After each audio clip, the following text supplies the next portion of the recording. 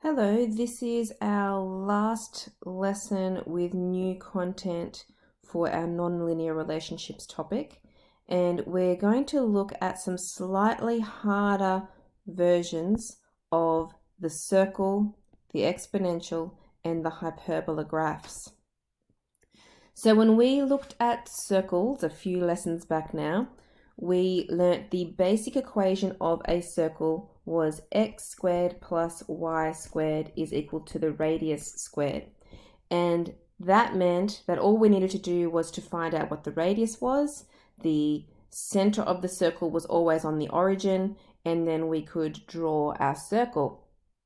However, the slightly harder equation that you see here, x minus h in brackets squared, y minus k in brackets squared equals r squared.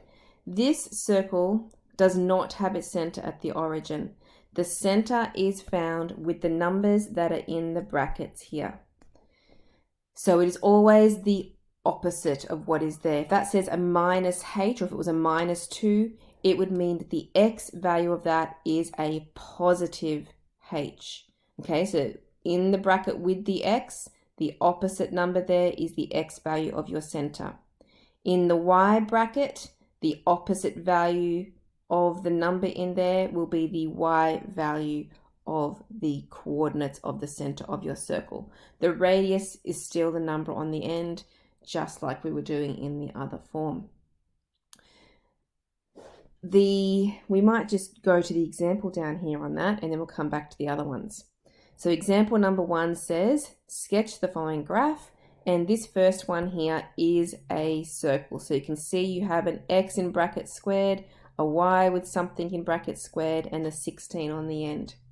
So first of all, you have to be able to identify what kind of graph it is. So we look at that equation and we can see, yes, that is going to be a circle. So the first thing you want to then get is the center of that circle. So the number that is with the x is a minus 3. The opposite of minus 3 is a plus 3. That will be the x coordinate. With the y, we have a plus 2. So the opposite of that will be a minus 2 for the y coordinate. Then we need to know what the radius is.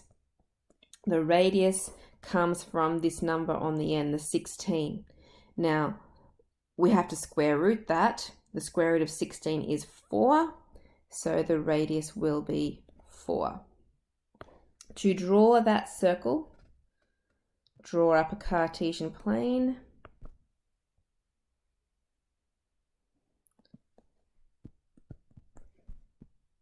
We have a center at 3, 2. So 1, 2, 3, and negative 2. That would be the center of my circle. Now to get a radius of 4, I'm going to need a few more spaces around there.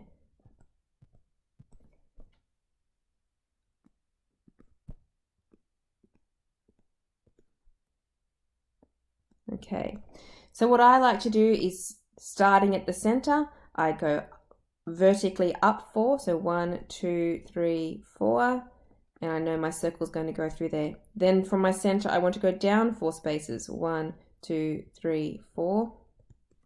Then from the center, I want to go right 4 spaces, 1, 2, 3, 4, and then left 4 spaces, 1, 2, 3, 4. Okay, with those 4 points on the circumference of the circle, try to join it up, making it as circular as possible, like that.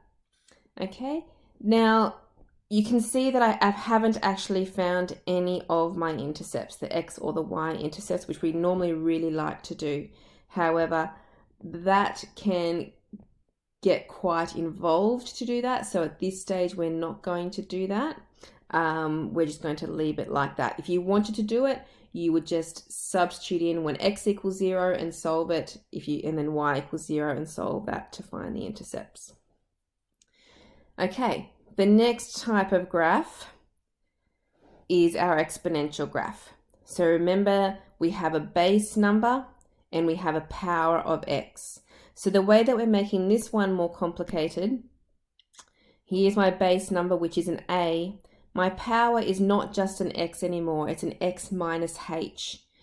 Now this is like having something in brackets when I have a power altogether like that. And when we have something in brackets, that usually makes us think of moving our graphs left and right. And that's exactly what happens here. That x minus h, whatever that h number is going to move that exponential in the opposite direction. So if it's a -1, it's going to move it to the +1 side. If it's a +3, it's going to move it to -3. Okay, so it's written here, compared to the a to the x graph, the h moves it left and right. It just says right there, but it can move it left as well. The k on the end moves it up or down. So any number on the end of a graph is moving it up or down. So the example that we have on that is part B down here. So you can see we have 2 as the base. I have an x plus 1 as my power. So I can see straight away my exponential is going to be moving sideways, and a -3 on the end means it's also going to be moving vertically. So we've identified the type of graph. It's an exponential. All right, where have we moved it to?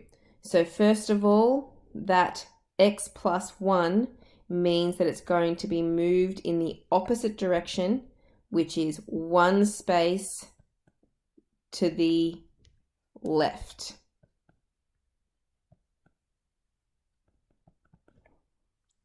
Okay, the -3 on the end means it's going to be moved down 3 spaces, so moved 3 down. Okay, so let's start drawing that.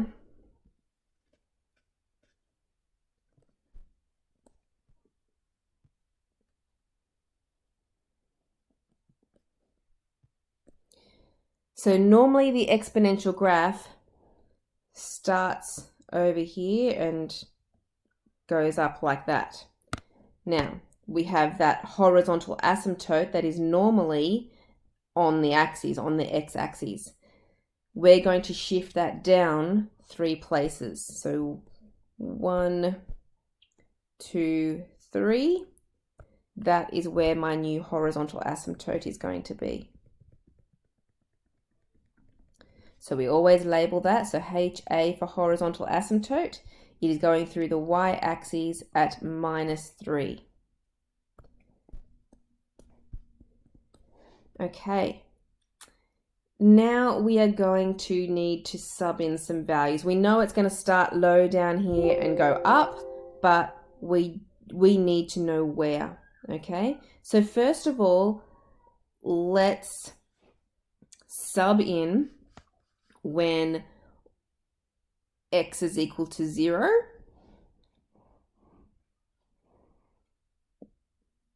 So when x equals 0, and see what we get. So when x equals 0, we would get y equals 2 to the power of 0 plus 1 minus 3. Now 0 plus 1 is just 1. So it's 2 to the power of 1, which is 2, minus 3 is minus 1. So that's telling me my, when x equals 0, which is my y-intercept, that y is equal to -1, which is right there.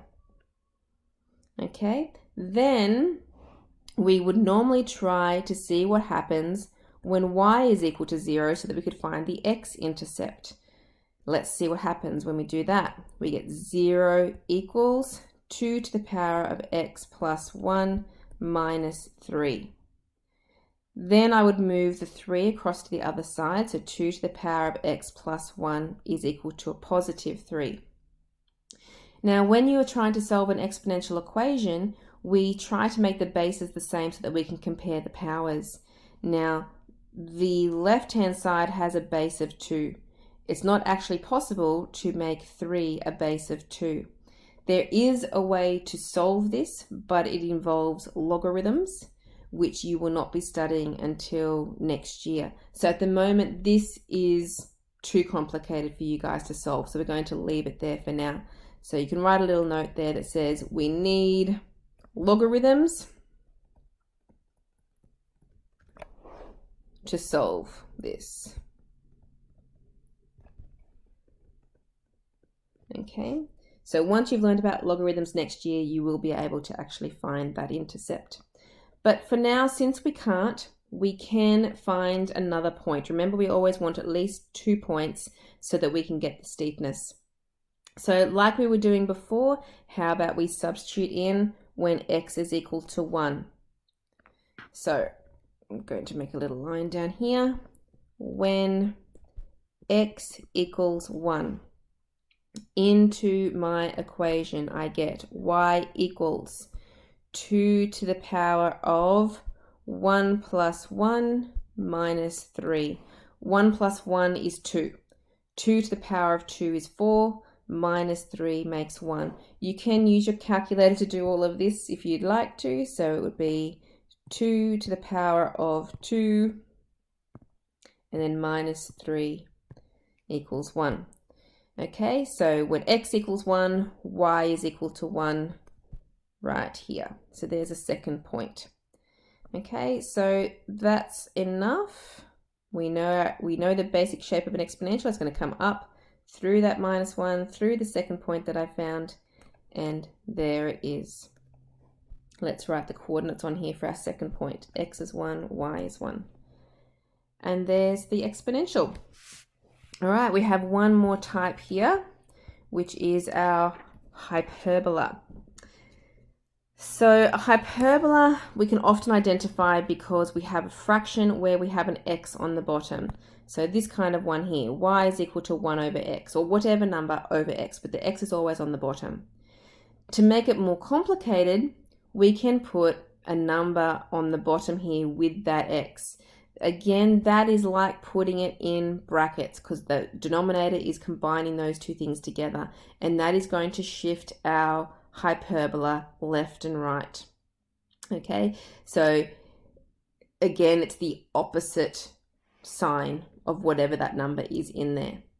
The k that is on the end is going to move that hyperbola up and down. So let's have a look at the example that we have here for that one, part C. Y is equal to 1 over x plus 2 plus 3. So we know that the plus 2 on the bottom means that my hyperbola, so let's write down that it's a hyperbola, is going to be moved 2 spaces to the left-hand side, the negative side. So 2 spaces left. The plus 3 on the end means that we're going to be moving it up 3 spaces. Okay, now the hyperbola has 2 asymptotes. They're normally right on the axes, but they are what is moving, or what is going to make it easiest to draw if we move those asymptotes. So the x asymptote needs to be moved up 3 places. So 1, 2, 3, ... Moved my horizontal asymptote. So HA is going to be going through y is equal to a positive 3. My vertical asymptote has been moved left 2 places. So 1, 2 to the left, ... down this way. And that's my vertical asymptote, which is going through x is equal to minus 2. So I should have those numbers on there, minus 2 there and a plus 3 there. Okay, so my hyperbola is going to go in this top quadrant and this bottom left one over here. But we do like to know a bit about the steepness, and we always like to know our intercepts. So let's find the intercepts by subbing in when x is equal to 0 and when y is equal to 0. So when x equals 0, I'm going to get y equals 1 over 0 plus 2 plus 3. So 0 plus 2 is 2, 1 over 2 is a half, half plus 3 is going to make 3.5. Use your calculator if you like. And, well, let's plot that one first. So x is 0, y is equal to 3.5. So 3.5. So if that's 4, 3.5 is going to be right here. I'll put an arrow in there saying 3.5. All right, let's find the other one. When y equals 0 into the equation, we get 0 equals 1 over x plus 2 plus 3. Now to get this one solved, we need that x by itself. So let's move the 3 across to the other side. So we have 1 over x plus 2. When I move the 3, it'll become a minus 3 on the other side. Now, when you have your x on the bottom, you want to times that across to the other side. So 1 will be by itself, and I'm multiplying the x plus 2 up to the other side. Then I can expand out those brackets, so minus 3x minus 6. And now I have 2 steps here to get x by itself. So plussing the 6, I will get minus 3x is equal to 7. And dividing by the negative 3 doesn't make a very nice answer, but I get minus 2 1/3. So x equals minus 2 1/3, which is, if minus 2 is there, let's say that one's minus 3, minus 2 1/3 would be about there. Now, because the hyperbola has 2 parts to it, I still need to know the steepness of these bends coming around here. So it's probably still, it is still beneficial to sub in another value so that you have 2 points for each part of that hyperbola so you can get the steepness. So what you should do from here is sub in the next nice whole number into your equation. So for example, for this lower part here that we're getting a curve in here, I would sub in x is equal to minus 3. So I'll do that down the bottom. Sub x equals minus 3 into that equation, and I would get y equals 1 over minus 3 plus 2 plus another 3. Minus 3 plus 2 is minus 1. 1 divided by minus 1 is minus 1. Plus 3 makes minus 2. Nope, sorry, plus 2. So then that means at minus 3 plus 2, I have an extra point in here so that I can get the steepness of my hyperbola bending around there. Okay, I could write the coordinates of that extra point on. So x was equal to minus 3, y is equal to 2. Okay, let's do the same thing for the other side of my hyperbola. I have when x is equal to 0. How about this minus 1 here, because that would tell me where the curve is moving in the middle here.